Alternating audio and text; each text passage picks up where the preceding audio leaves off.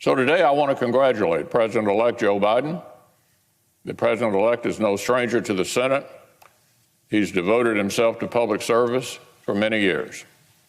I also want to congratulate the Vice President-elect, our colleague from California, Senator Harris. Beyond our differences, all Americans can take pride that our nation has a female Vice President-elect for the very first time.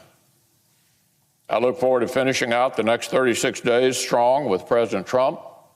Our nation needs us to add another bipartisan chapter to this record of achievement.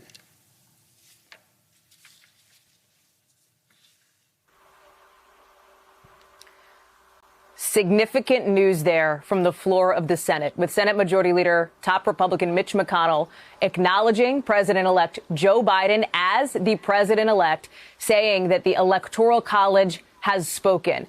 Senator McConnell, prior to us dipping in live there, was praising President Trump's accomplishments. But Monica and Jeff, this is exactly what we're talking about, that Electoral College vote cementing Joe Biden's victory. Some Republicans coming out like Mitch McConnell and acknowledging that. You have to wonder, Monica, if the floodgates will now open for more Republicans to do just that, given what Senator McConnell just said, as you heard it live right here.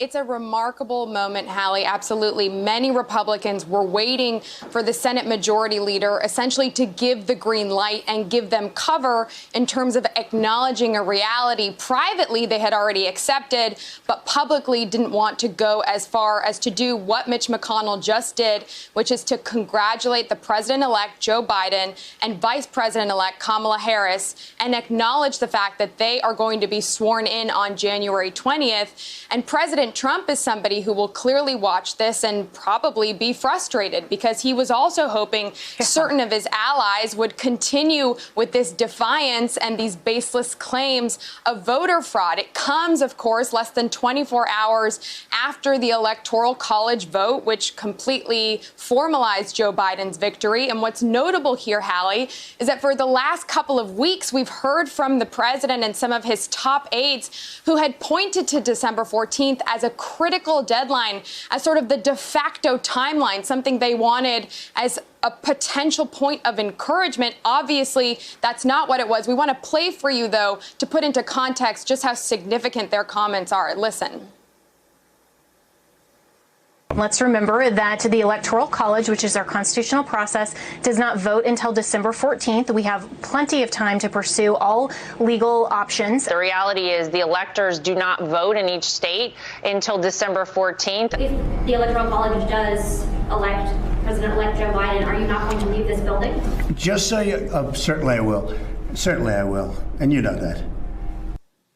So that's the president just a short few weeks ago saying that if what happened yesterday happens, he will be leaving the White House. He hasn't formally acknowledged that since that major breaking news last night that did certify and send those votes, of course. And you had Joe Biden speaking in prime time last night. We didn't hear from the president at all on camera yesterday, Hallie, and he has nothing publicly scheduled for today at this point. Jeff, this is clearly a signal from Senator McConnell to the rest of the Republican conference that game's over, right? President-elect Biden is coming in. Yeah. We've known that. It was officially cemented, as we've been talking about, less than, 18 hours ago when that vote in the Electoral College was finalized. You have to imagine that this is something that the Biden team had wanted to hear, right? As we know that Joe Biden has been getting some outreach from top Republicans. You're right about that, Hallie, and I should point out that Joe Biden last Friday was asked pointedly if he had spoken with the Senate Majority Leader, and the president-elect wouldn't say. He just grinned, which suggested to all of us that he had. And even though it is notable that the Senate Majority Leader is acknowledging Joe Biden as president-elect and Senator Kamala Harris as vice president-elect, you could also make the case that it shouldn't be all that remarkable and shouldn't be all that notable, given that Biden and Harris have been the apparent winners now for more than a month. And so I think the immediate test, once we get beyond the platitudes, is how will they work together? In the event that Mitch McConnell retains his role as Senate Majority Leader, we don't know that they will.